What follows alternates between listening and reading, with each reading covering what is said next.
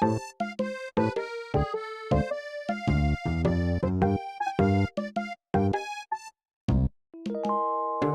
soir, nous allons commencer par une section actualité en speed. En premier, on parle de festivals prestigieux.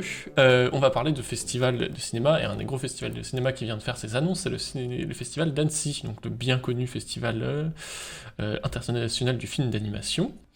Du coup, Annecy, le plus beau de tous les festivals, forcément qu'on va y retourner, mais bon, pour l'instant, tout ce qu'ils ont fait... Le plus cher de tous les festivals aussi. Le plus cher de tous les festivals. Quoique, il a été dit à cette Créé en antenne... 1960. 1960, pas mal. Et bah, c'était plus vieux que ce que je pensais. Eh bien, il a été dit, il y a quelques semaines à cette antenne, et c'était complètement un hoax, complètement un erratum et complètement de l'intox, qu'on avait leaké l'affiche du festival d'Annecy. Pas du tout. La vraie affiche vient de tomber tout tranquillement dans ma newsletter il y a quelques jours. Cette année, le pays à l'honneur, c'est le Mexique, qui sera représenté dans le festival qui aura lieu du 11 au 17 juin. Alors, il m'a été dit que le festival commençait un demi-jour plus tôt pour que les gens puissent plus vendre leurs films au MIFA. Mais bon, voilà, Annecy, petit rendez-vous, on ira peut-être quelque chose à ajouter là-dessus. À part que, commencez à faire vos réservations pour vos logements, parce que Annecy, pas facile de se loger. Donc, commencez tôt ou prévoyez un bon sac de couchage à la Belle Étoile. Bah, ou prévoyez tout simplement le super camping où t'es ravi de remonter après une soirée à avoir bien bu dans le centre-ville. C'est bien, parce qu'il est en côte, tu peux rouler, tu peux rouler le matin dans ton sac de couchage quand t'es mal endormi. Je sais pas quoi ajouter. Petite sortie cinéma en rapport avec le court-métrage, j'en avais parlé avant qu'on prenne notre petite pause festivalière. Il y a Pierrot Pierrot, un ensemble de court-métrages de 40 minutes qui est fait par des réalisatrices sud-coréennes, qui est sorti en cinéma, qui est en ce moment pour des séances pour enfants. Je suis allé le voir il y a quelques jours ce week-end avec des enfants qui évidemment ont commencé à pleurer dès que la lumière s'est éteinte parce que c'est des séquences terrible. parce que ça fait peur le cinéma quand on a 4 ans. Écoute, c'était très mignon, c'était très simple, c'est des petits courts-métrages de 5-10 minutes autour de la nature, des oiseaux, de la symbiose, et c'était très chou avec des techniques assez originales, beaucoup de tradis. Très délicat. C'est simple, c'est vraiment la définition du film poétique, puisque tout est fait en légère empreinte de couleurs sur des fonds blancs, avec beaucoup de délicatesse. Et c'est assez chouette. C'est une petite séance tranquille, et du coup, si vous voulez voir du court-métrage qui est ordonné sous la forme d'une petite séance de cinéma et que vous avez le temps, je vous le recommande plutôt. C'est très simple, hein. C'est pas... c'est des courts-métrages que de la douceur. Ensuite, je vois que trop de douceur, ça ne t'intéresse pas du tout. Alors, on va valer. Non mais si, bien sûr que si. Mais je les ai pas encore vus, mais j'irai peut-être les voir du coup. Écoute, Parce que j'adore la douceur. c'est 40 minutes après tout, donc voilà. Ensuite, on va partir tout de suite. Vous savez, cette émission, 50% de douceur, 50% de noirceur. Donc... 50% de sel. de sel. C'est donc ça, y a-t-il du sel sur la Lune? Nous ne le saurons pas. Sujet cinéma qui a fait polémiquer il y a quelques jours. On parle de court-métrage, il y a eu récemment une petite polémique. Enfin bon, cette année, c'est un peu la polémique à la mode de toutes les versions de les intelligences artificielles vont-elles remplacer les artistes? Eh bien, il y a une petite actualité qui revient, c'est un court-métrage qui a été sorti par Netflix Japon, qui a été réalisé par une entreprise japonaise, c'est un court-métrage, qui s'appelle Le garçon et son chien. Et le twist de ce court-métrage, c'est qu'il a été fabriqué en partie avec l'aide d'intelligence artificielle. Alors pas pour l'intégralité du film, hein, loin de là. Le débat sur le garçon et son chien, c'était qu'il y avait une partie des décors du film qui avait été fabriqués avec l'aide d'itération d'intelligence artificielle, du coup pour générer des images et des décors à partir de décors suggérés. Donc là, comme vous le voyez, c'est les opérations qui étaient faites par la machine, on lui donne une première image et on lui donne un... Alors je ne sais pas avec quelle intelligence artificielle ça a été fait, mais elle crée des suggestions de décors qui après sont recomposés en un décor final, mais qui permettent d'économiser du temps de travail, certes, on peut le dire, mais qui ont des problèmes artistiques et bon, personnellement, moi dans la vie, je suis décorateur, donc quand je vois ce genre de choses, ça me fait un petit peu peur. Giacomit qui dit oh non, notre travail littéralement en péril. Mais Oui. la petite saveur supplémentaire de cette news, c'est qu'elle s'inscrit dans une actualité des travailleuses de l'animation qui est compliquée au Japon, où bah, clairement c'est en train de s'effondrer. Il y a de moins en moins de personnes qui ont envie de travailler dans le cinéma d'animation japonais parce qu'il est extrêmement industriel, extrêmement mal payé, extrêmement mal représenté, et cela depuis des années, et que le pays est un petit peu en crise car la demande de divertissement est toujours gigantesque, mais eh ben, les conditions de travail sont vraiment trop dures pour que les gens travaillent, et donc il y a eu un mouvement d'emploi de travailleurs étrangers depuis quelques années, ou de délocalisation de la fabrication, mais bon, du coup, on est dans cette nouvelle étape de on va industrialiser le travail du décor en le faisant. Donc je sais pas, est-ce que... Mais c'est vrai que c'est assez... Bon, c'est pas ouf comme nouvelle, quoi.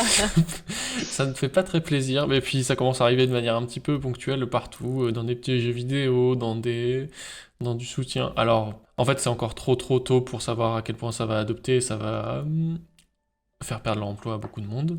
On peut questionner quand même que des très grandes entreprises professionnelles s'en servent de manière aussi délibérée. On parlait de Netflix dans la news d'avant. Netflix en ce moment est un peu sur une mauvaise, voire très mauvaise pente, et comme on Une parle mauvaise pente, ouais. on parle souvent de Netflix, on ne pouvait pas passer à côté de cette petite actualité de Netflix qui fait des petits allers-retours pas très clairs dans ses politiques par rapport aux gens qui se servent du service, avec une petite annonce de presse qui disait en fait le partage de comptes ça va plus être possible, puis finalement en fait ça va être possible mais pas sûr.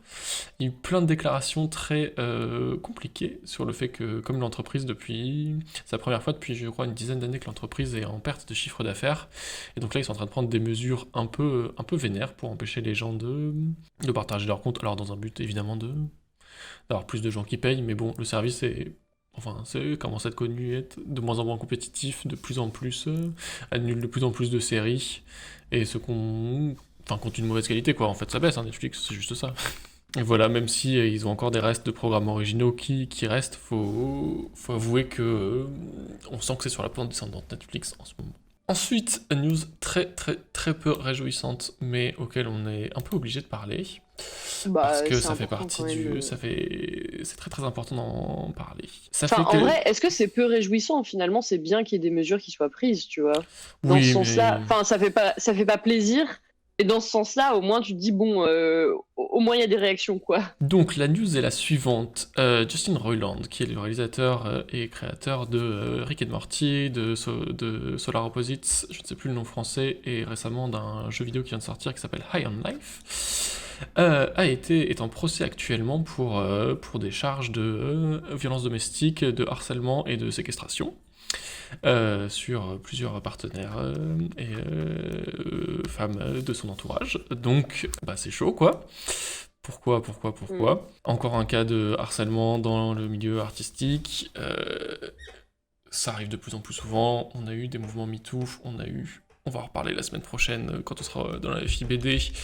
Bah, il y a des harceleurs, il y a des agresseurs partout, et donc c'est juste la longue suite de personnes qui sont en train de tomber sous la parole qui se libère, donc ça c'est très positif, et le procès est en cours, mais d'ores et déjà, tous les partenaires commerciaux de Justin Roiland ont pris des actions. Il a été destitué de son statut dans son studio de jeux vidéo, puisqu'il était patron de son entreprise.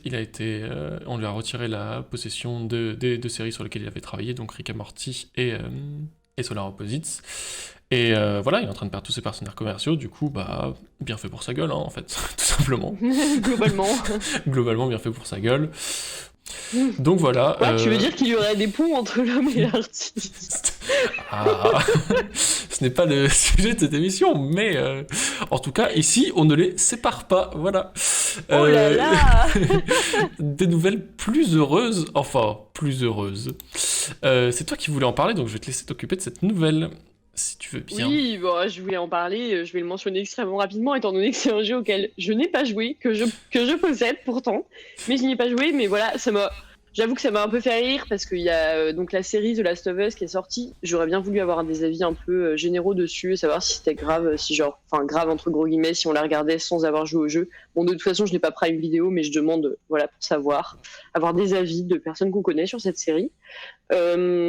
Du coup, je crois oui, elle est toujours en train de sortir. Et il y a le 3e épisode dans lequel il y a un couple gay qui du coup a fait, comme d'habitude, grincer des dents, l'extrême droite conservatrice. Américaine. Mais apparemment, Et c'est d'ailleurs, une représentation qui est très très chouette et j'ai vu énormément de retours positifs sur cet épisode-là, en tout cas. Donc, ça fait très plaisir. Surtout que là, du coup, on le voit à l'image, il y a quand même un baiser gay. Bon, enfin, c'est des choses qui sont de plus en plus présentes. Et ça fait toujours bien d'avoir ces représentations-là et qu'elles soient vraiment assumées et claires, quoi. Donc voilà, un bon point au moins. Oui, en plus c'est important d'en parler parce que The Last of Us c'est une série de jeux vidéo qui a énormément fait parler, qui pendant longtemps a été, comment dire, mise au devant de énormément de débats par le fait que ce soit un jeu d'une extrême qualité qui a été souvent sorti comme le jeu vidéo c'est de l'art et aussi on peut faire du cinéma dans du jeu vidéo. Enfin, c'est un jeu qui a une qualité cinématographique et de scénario qui est indéniable. Et donc, et qui avait beaucoup, beaucoup, beaucoup fait parler à la sortie du deuxième, qui avait beaucoup de représentation queer aussi, et qui avait lancé de très nombreux débats sur des gens très conservateurs qui ne voulaient pas avoir de représentation queer, notamment avec l'héroïne qui est lesbienne. Et donc, The Oui, c'est Last pour of ça que Us, je voulais jouer. et donc voilà, la série qui étend son univers et qui s'intéresse plus aux relations des personnages et qui n'hésite pas à montrer un couple homosexuel qui était déjà, dont on parlait déjà dans le premier, même s'il n'était pas à l'écran, il me semble. Ça fait plaisir, un peu de représentation dans du cinéma très mainstream et une série qui apparemment est de très bonne qualité. Et on prend. On retourne dans le cinéma d'animation. Petite nouvelle très courte, on avait parlé ici du court-métrage Ghibli sur Gobu, le petit bébé Yoda, qui appartenait à un essai qu'avait fait en ce moment de Disney de donner la licence Star Wars à plein de studios d'animation. Star Wars Vision, du coup, qui avait été fait uniquement avec des studios japonais et qui était sorti l'année dernière. C'était un espèce d'expérimentation à la Matrix. Comment c'était le film Matrix que les Wachowski avaient donné à des studios étrangers? Je ne sais plus. Bref, un ensemble de courts-métrages dans un univers donné qui permettent de développer le lore de l'univers et aussi des micro-histoires. Donc la saison 2 est en préparation et a été donnée la liste des studios concernés. Du coup, ce ne sont plus des studios japonais, mais des studios de plein de nationalités différentes. Et donc, dans ce qu'on peut citer d'intéressant, il y a Hardman, donc probablement de la Star Wars en stop motion. Il y a La Cachette, un studio français qui fait beaucoup de productions pour les Américains. Il y a le Cartoon Saloon, qu'on connaît bien. Les autres, je ne sais pas s'il y en a que tu avais en tête. Je ne sais pas les autres. Mais voilà, probablement, on va voir, je ne sais plus quand ça sert. Parce que là je vous ai mis la fiche de la saison 1. Mais intéressant, ça peut être intéressant de voir ce genre de collaboration. On en a de plus en plus sur du Love, Death and Robots, du Matrix, Animatrix, voilà c'est ça que je cherchais. C'est toujours bien de financer du court-métrage, on aime ça. Oui, après, je sais pas si Love, Death and Robots c'était le meilleur exemple à prendre vu que c'était vraiment ce qu'on faisait de pire dans le truc de allez, on va faire de l'animation pour adultes. Là, après, ce qui est rassurant, c'est que ça a été donné. Enfin, remarque, La Cachette avait fait un épisode, me semble-t-il, dans Love, Death and Robots, mais sinon, c'était beaucoup des studios qui faisaient du jeu vidéo. Et ça se sentait énormément, c'était hyper mascu et tout. Enfin, moi, j'avais même pas regardé la saison 2, mais la saison 1, j'avais vraiment trouvé ça extrêmement détestable. Là, c'est des studios d'animation, donc c'est déjà un peu plus rassurant. On va voir ce que ça va donner. J'irai pas non plus jusqu'à affirmer et dire que forcément ça va être bien, mais en tout cas, oui, on peut avoir de la curiosité pour ça, quoi. C'est intéressant, et puis il y avait des réponses très positives sur la saison 1 de Star Wars Vision, donc que je n'ai pas vu moi-même, donc je trouve ça juste bien que les plateformes de VOD assument à fond la création de courts-métrages. Voilà. Après, ça reste du mainstream et ça aura toutes les limitations qu'a le cinéma mainstream, mais bon. Ensuite, on va parler de cinéma encore plus mainstream.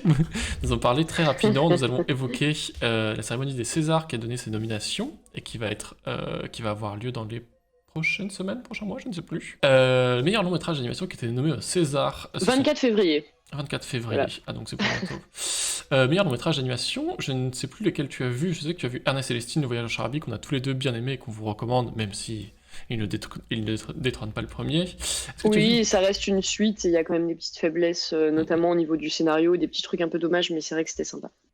Ensuite, il y a le petit Nicolas, qu'est-ce qu'on attend pour être heureux? Le fameux. Le fameux qui, bon, évidemment, va gagner le prix, puisque Sampé est mort cette année, puisque c'est du cinéma hyper institutionnel, puisque ça sort les gros violons en vous parlant de l'histoire de la famille de... Voilà, vous l'aurez appris ici en exclusivité, c'est le petit Nicolas qui va gagner, ne vous posez pas de questions, c'est un film très sage qui a subi un petit peu son passé d'être passé de documentaire à semi-fiction à ensemble de courts-métrages avec un corpus de petit Nicolas qui discute avec ses auteurs. Bon, c'est un film sympa, joli.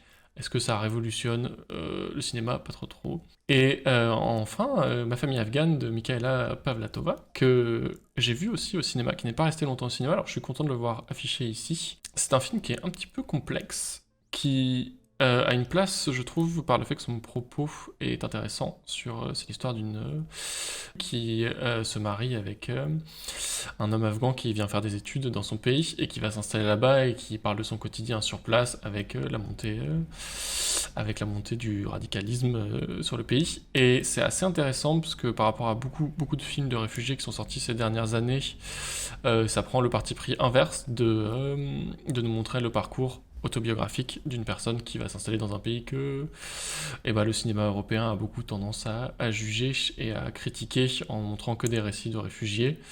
Et donc là, ça fait un récit au jour le jour de la vie de cette famille. Après, il y a on sent que c'est un cinéma qui est beaucoup plus limité que n'a pu être les budgets de Ernest et Célestine ou du Petit Nicolas, mais c'est un film qui est assez intéressant et que je vous recommande. On va passer au court-métrage. Je n'ai vu aucun des trois. Même si, par son nom curieux, La vie sexuelle de Mamie m'intéresse énormément. Toi, tu as vu Noir Soleil, c'est ça? Oui, j'ai vu uniquement Noir Soleil, j'ai pas vu les deux autres. Du coup, pas grand chose à dire en vrai. Noir Soleil, c'était assez joli graphiquement, mais j'avais trouvé ça un peu plat, c'est assez long, mais enfin, ouais, il y a des choses intéressantes dedans. Il y en a que 3. Bah, moi aussi, j'étais assez étonnée qu'il y en ait que 3.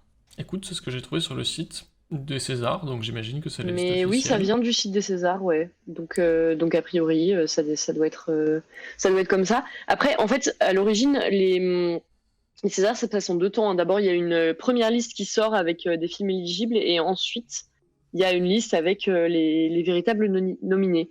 Il n'y en avait pas 4 ou 5 les fois précédentes. Écoute, je vais regarder sur le site de l'Académie des Césars. Oui, j'imagine que ça dépend des années. Pour le meilleur film live, du coup, nous avons Les Amandiers, film aux moult polémiques qui est sorti cette année. Encore de Cédric Clapiche, L'Innocent, Pacifiction, Tourment sur les îles et La Nuit du 12. Je n'ai vu aucun des 5, mais je sais que tu as vu La Nuit du 12. Oui, alors, juste pour ajuster par rapport à cette histoire de film de court-métrage, je suis en train de regarder, mais visiblement, ça dépend des années, en fait. C'est vrai que 3, c'est peu, mais voilà. Oui, La Nuit du 12, moi, je l'avais vu. Oui, on parlait rapidement des films sélectionnés au César. Oui, moi, La Nuit du 12, je l'ai vu du coup, dans le festival Télérama parce que je l'avais raté, j'en avais entendu beaucoup de bien aussi. Et j'ai trouvé assez bien écrit, en fait. Ça parle d'un féminicide, enfin ça part d'un féminicide, et après en fait on suit la police, un peu comment est-ce que les personnages s'investissent dans l'enquête et tout, et c'est assez intéressant parce que du coup on est directement dans le milieu policier, mais il n'y a pas non plus un truc de... Enfin c'est des personnages qui sont assez complexes et il n'y a pas un truc de porter la police devant ou quoi que ce soit, enfin... C'est pas, c'est très mesuré comme film, quoi. Ouais, j'avais vraiment trouvé qu'il y avait des finesses d'écriture. Je sais pas du tout. En fait, déjà, je m'en fous un peu des Césars, hein, vu tout ce qu'ils ont fait de naze. Bon. Mais je sais pas quel film va gagner. Franchement, je serais pas capable de faire des suppositions parce que je regarde pas forcément beaucoup du coup ce qui est nominé et ce qui gagne ensuite. Donc on verra. Pas de pronostic alors. On en parlait très rapidement. Et oui, c'est le court-métrage documentaire par contre sur lequel tu avais des choses à dire. Là pour le coup, j'ai des choses à dire dans la mesure où il y en a 2 que j'ai vus. Pareil, du coup il y a que 3 films sélectionnés. Maria Schneider 1983, je l'ai pas vu. En revanche, j'ai vu donc Churchill Polar Bear Town qui était à Clermont-Ferrand il y a un an. en 2022, et écouter Le Battement de nos images, qui était à Clermont-Ferrand en 2021, et d'où je vous reparlerai un peu plus tard dans la soirée, donc je vais pas spill the beans maintenant, mais c'est un film que j'aime beaucoup, et Churchill Polar Bear Town, j'avais trouvé que c'était un très chouette film aussi. J'avais pas du tout... mais du coup, bonne nomination, et j'ai un peu hâte de voir quel court-métrage va gagner. Moi, de manière générale, en fait, je trouve qu'il y a beaucoup de courts-métrages documentaires qui font des choses très intéressantes, et là, ceux qui sont sélectionnés, ceux que j'ai vus, en tout cas, je vous les recommande. C'est des chouettes films. On va finir par une toute petite annonce, juste je leur en parle une petite seconde. Il y a Guillermo del Toro qui vient récemment de sortir son Pinocchio qui récolte beaucoup de prix en festival, qui a d'ores et déjà annoncé qu'il allait travailler sur un nouveau film en stop motion adapté du géant enseveli, il me semble que c'est ça la traduction en français. Du coup, un peu plus de stop motion qui vient, et c'est cool que Netflix et un grand réalisateur américain comme Del Toro ressortent de la stop motion, ça va peut-être remettre plus ça au goût du jour. J'avoue qu'on n'en a pas trop parlé, mais 2022 a été une très bonne année pour les sorties en stop motion. C'est vrai, ouais. Il y a eu beaucoup de films, faudra peut-être qu'on revienne dessus. Mais on va parler directement, je vais te passer la main pour que tu nous parles des sorties cinéma que tu as vues ces 2 dernières semaines, cinéma long métrage. Ne vous écoutez pas, c'est la dernière fois qu'on vous parle de long métrage ce soir, alors profitez-en. C'est vrai. Ça donne envie de savoir faire des décors. Ah, tu lisais aussi. Ah, faire des décors en stop motion. Ah, mais c'est tellement beau. Moi, les quelques fois où je suis allé sur des sets de stop motion, j'ai eu des expositions, c'est très très bien. Une des grandes tristesses de ma vie, c'est de savoir que les studios de Hardman, du coup, voilà, c'est Gros Mythe, Chicken Run, ont pris feu et qu'ils ont perdu la moitié de leur, ouais, c'est vrai que leur c'est truc. hyper triste. C'est une grande, grande tristesse. Mais, tu voulais nous parler de 3 films ce soir. De Tar en premier, une histoire d'une chef d'orchestre jouée par Kate Blanchett. Ça avait l'air assez intriguant. Ça m'a donné des petites vibes de Le Batteur Fou. Je sais plus comment ça s'appelle ce film. Ah oui. Whiplash, voilà. Ah. Whiplash, tout à fait. Oui, bah je vois le rapprochement entre les deux, parce que du coup, donc, pour situer un peu le film, c'est un film du coup américano-allemand qui a été écrit et réalisé par Todd Field. C'est son 3e long métrage. Ça faisait, je crois, 16 ans qu'il n'avait pas sorti de film, un truc comme ça, ce qui est assez long. En fait, il a joué dans pas mal de films en tant qu'acteur aussi, ce qui peut expliquer notamment le temps. Et là, ce qu'il disait, c'est que c'est vraiment un film qu'il a écrit pour Kate Blanchett, ce qui se sent pas mal parce que elle vit vraiment très bien son rôle, c'est très très bien joué. C'est un peu porté par son jeu, en fait, comme film. Du coup, oui, c'est un film sur Lydia Tarr, d'où le nom du film, une chef d'orchestre fictive de l'Orchestre Philharmonique de Berlin. Et en gros, l'idée, c'est que le film va commencer au moment où elle est à l'apogée de sa carrière, va suivre un peu cet apogée, puis il va y avoir une descente aux enfers qui va se passer assez rapidement, avec notamment Lydia Tarr qui est accusée d'abus sexuels. Du coup, pour situer rapidement le long métrage, en fait, il fait débat parce qu'il a été pas mal taxé de misogynie, dans la mesure où c'est la représentation négative d'une chef d'orchestre, alors qu'il n'y en a déjà pas beaucoup, et des chefs d'orchestre féminines, et des représentations de chefs d'orchestre féminines. Donc ça a été pas mal décrié dans le milieu de la musique, notamment par les femmes qui font de la musique pour ça. Et en plus, elle est lesbienne, donc pareil, critique parce que c'était une représentation de personnage lesbienne qui était négative et tout ça. Et le truc, c'est que tout le long, le personnage de Kate Blanchett a un discours qui est très antiféministe. Et dans le film, c'est un truc qui est pas condamné, genre il n'y a pas de morale là-dessus. Et comme c'est Kate Blanchett qui joue le personnage, les gens étaient en mode oui, ça crée de l'empathie pour elle, ça va influencer le regard du public, les gens vont se dire qu'elle a raison, etc. Moi, mon avis sur ce film, déjà pour vous situer, vous voyez un peu dans la bande-annonce, la mise en scène, elle est assez froide, on est sur quelque chose d'assez distant. Personnellement, j'ai pas eu d'empathie pour le personnage. Je trouve qu'en fait, on ignore beaucoup d'elle. Donc, il y a pas non plus... Enfin, on a envie de savoir la suite, mais sans qu'il y ait vraiment, je trouve, un investissement émotionnel fort. C'est un film, en plus, qui est très peu musical, malgré son sujet. Donc, il y a vraiment un truc hyper et distant dans la mise en scène, quoi. Et le propos du film, c'est un peu de montrer un monde d'hommes, justement, dans lequel une femme, même si c'est une femme et qu'elle est lesbienne, va développer une grande toxicité parce qu'elle reproduit les pratiques masculines de son entourage. Donc c'est vraiment tout ce truc qui va venir la contaminer. Et le film va aussi déformer la perception de Kate Blanchett au fur et à mesure, qui devient un peu parano et jalouse. Donc voilà, c'est vraiment un personnage qui est toxique et qui est mauvais. Bon, enfin, moi, ce que j'ai trouvé au moins, c'est il y a d'autres personnages lesbiens dans le film avec des représentations un peu plus positives. Mais du coup, voilà. Enfin, il y a ce truc assez froid et en plus, le film est très long. Enfin, ça dure 2h30 quand même, hein. Ah, Et donc il y a vraiment un truc c'est porté par la performance d'actrice, mais il y a des lignes narratives qui sont pas explorées. C'est un peu dommage pour le développement du personnage. Et en plus, je trouve que le film en soi, il apporte pas grand-chose en fait. Genre, je trouve que ouais, c'est assez long et enfin c'est encore un film du coup sur un personnage qui est toxique avec une conclusion qui est assez fataliste en fait. Et bah du coup, je le recommande pas trop. En fait, je le trouve pas hyper. Et je suis pas sûre en fait de l'intérêt de ce film quoi. Je suis sortie, j'étais un peu ouais. tard, mouais. Ensuite, un film qui, je sais qu'il t'a plu, After Sun. Qu'est-ce Il que m'a tu en as tout à pensé? fait beaucoup plus plu. Oui, je veux sûr. Je ne mens pas. Oui, bah énorme coup de cœur pour After Sun du coup de Charles Hell. C'est un film américano-britannique sur. Oh, bah, si je devais résumer très rapidement, c'est des souvenirs d'enfance d'une fille avec son père. Et en Ok. gros, enfin, on voit qu'elle essaye de se remérer un peu ses souvenirs. Du coup, After Sun, pardon. Est-ce que tu veux que je lance la bonne Ouais, annonce et... vas-y. Je Allez. vais parler par-dessus, comme ça vous allez voir. Ça ressemble vraiment à un film. Bon, là, du coup, je crois que vous avez pas de son, non? Mais Si, si. enfin, c'est un film dans lequel il y a vraiment un énorme travail et sur l'image et sur le son. J'ai mis un son GG pour Euh, la bonne annonce. ok. C'est un film qui est vraiment hyper profond et qui est hyper fin en même temps. Euh, Déjà, c'est hyper beau, c'est bien cadré. Il y a beaucoup de gros plans sur des corps ou des gestes. Et il y a un peu des espaces comme des interstices dans les gros plans que les personnages vont venir remplir. Et en gros, on adopte beaucoup du coup le point de vue de la petite fille parce que c'est justement elle les souvenirs qu'elle son père et ce que une fois plus vieille, elle essaye de reconstruire. Mhm. Et il y a aussi une caméra intradiégétique par moment.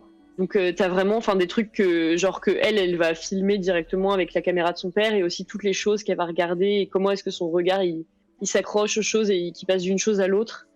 Et il y a aussi un regard qui est lacunaire justement, genre il y a des choses qui vont pas être montrées ou juste des morceaux et du coup il y a une espèce de tension aussi qui est présente tout le long et des choses qu'on comprend au fur et à mesure du film. Et en ça, enfin, ouais, vraiment, l'écriture, elle est incroyable. D'ailleurs, émotionnellement, c'est hyper puissant. Genre, il y a vraiment, enfin, c'est ça, on sent qu'elle est vraiment dans la recherche et qu'elle puise dans ses souvenirs et qu'elle fait remonter des choses à la surface petit à petit.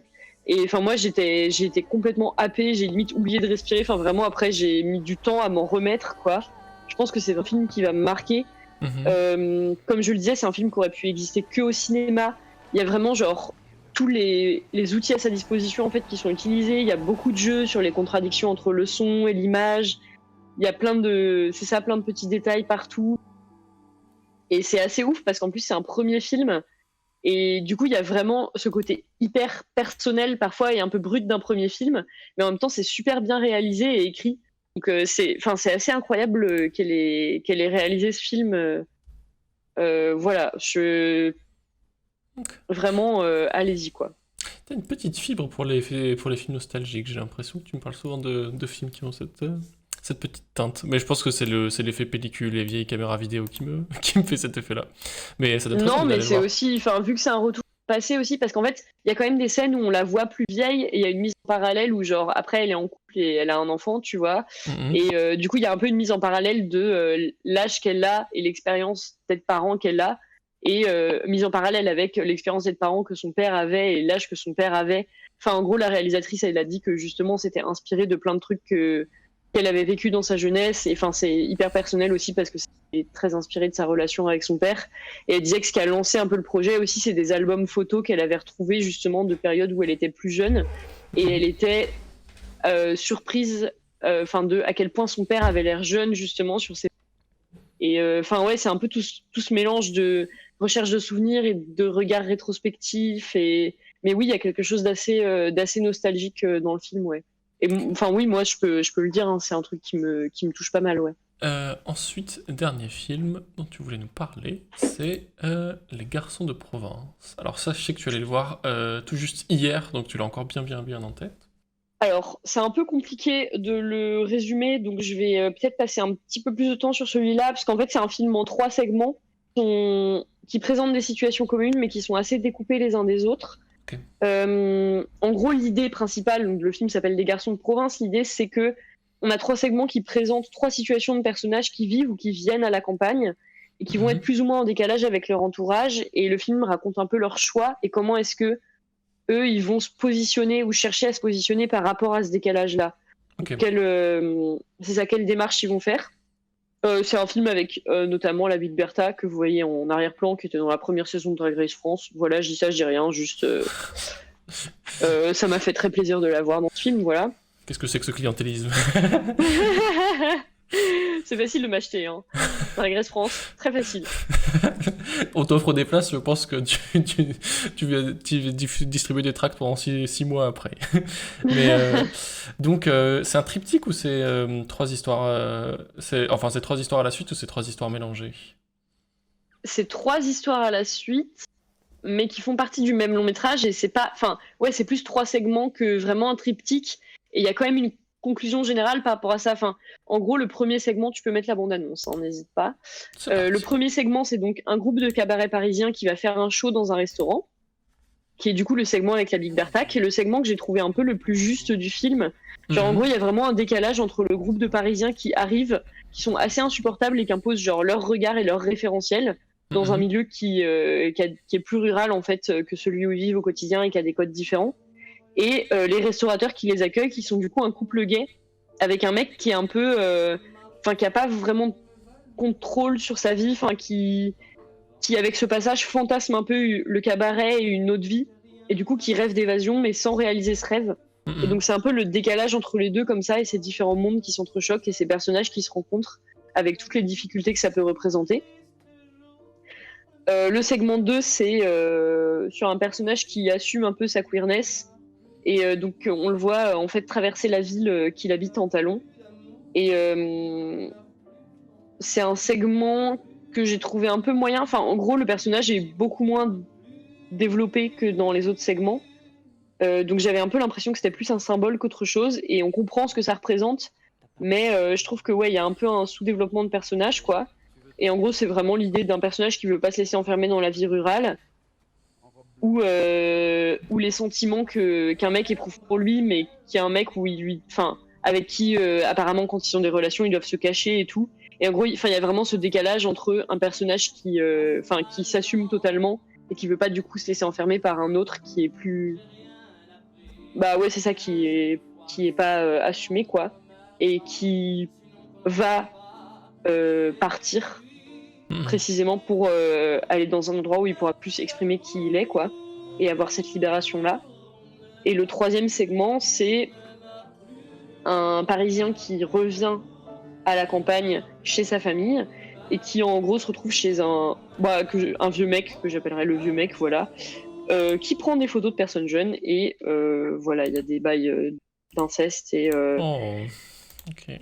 Et des trucs pas ouf. Et c'est un segment d'ailleurs qui m'a mis assez mal à l'aise. J'en discutais avec une de mes amies, parce qu'en gros, je suis allée le voir au MK2 Beaubourg, donc qui est le MK2 qui est juste à côté du centre Pompidou. Et dans la salle, il y avait que des vieux mecs cis blancs, gays, je pense, qui venaient pour se rincer l'œil, en fait. Enfin, en gros, c'est vraiment j'en discutais avec une amie qui était allée au festival Chéri Chéri, dont j'avais déjà parlé il y a quelques streams de cela. Et en gros, c'est vraiment le public qui va voir les films qui sont estampillés gays, justement pour voir des jeunes gays. Et par contre, les films qui vont être estampillés lesbiens ou queer, là, va y avoir un public qui va être beaucoup plus jeune, qui va être beaucoup plus varié et tout. Mais vraiment, les vieux mecs blancs vont voir les films gays. Et là, c'était vraiment ça. J'étais entourée de vieux mecs blancs. Et du coup, quand on a vu ce segment-là avec ma coloc, on était en mode, mon Dieu, mais si ça se trouve, il se projette totalement dans ce personnage, et c'est genre horrible. Et bref, le malaise était palpable à l'écran, mais en plus le fait de le voir dans ces conditions, dans cette salle, n'a fait que renforcer ça. J'étais vraiment pas bien. Et du coup, pour un avis général sur le film, après avoir parlé un peu séparément des différents segments, moi, il y a un truc qui me touche à l'origine quand même sur cette question des choix de vie qu'on fait et comment on se positionne par rapport à l'endroit où on a vécu, où on a grandi, etc. Est-ce qu'on reste? Est-ce qu'on le traverse juste? Ou est-ce qu'on part? Est-ce qu'on fuit aussi si on a des choses à fuir, et notamment des traumas? Et il y a une conclusion en plus dans la dernière scène qui est avec un plan fixe quasiment tout le temps, qui est genre hyper belle et hyper émouvante. Donc il y a ce problème du deuxième segment où il y a un personnage qui est assez vide. Il y a aussi une espèce de sensation de liste, parce que comme les segments sont très détachés les uns des autres, même s'ils racontent des choses en commun, ça fait un peu différentes situations de vivre son homosexualité et sa queerness dans un milieu rural. Et il y a beaucoup de scènes avec des écarts d'âge, des trucs un peu voire très malsains et des comportements extrêmement toxiques. Et du coup, c'est hyper bizarre parce que donc il y a un effet de liste. Mais en fait, les situations qu'on te montre, c'est que des situations qui ont l'air de condamner un peu justement ces relations-là. Donc je sais pas, j'ai trouvé qu'il y avait un peu un propos qui était difficile et que c'était un film qui était assez dur et difficile à voir. Et du coup, c'est pas, je suis pas sûre que ce soit un film que, je le recommande pas en fait. Ouais, ça manquait vraiment de bienveillance et de douceur, ouais, vu la non, manière mais dont j'imagine qu'il y a des personnes qui ça intéressera et il y avait des choses intéressantes et à prendre dedans. Mais vraiment, dans tous les segments, il y a quand même des scènes qui mettent mal à l'aise. Et après, je sais pas si c'est par rapport au vécu du réalisateur et tout. Mais en tout cas, il y a vraiment un regard qui est assez brutal sur ces situations-là, quoi. Donc à retenir pour cette semaine, Aftersun, très nettement. Ouais. Oui, okay. Globalement, retenez Aftersun. Hein. Retenez Aftersun. Je vais jamais t'arriver, mais j'ai vu Aftersun et je me suis pris une grande claque. Ah, bah ça fait plaisir. Ah bah écoute, on est d'accord. Mais c'est marrant d'ailleurs parce que j'avais posté une story en disant que ça m'avait vraiment coupé le souffle, quoi.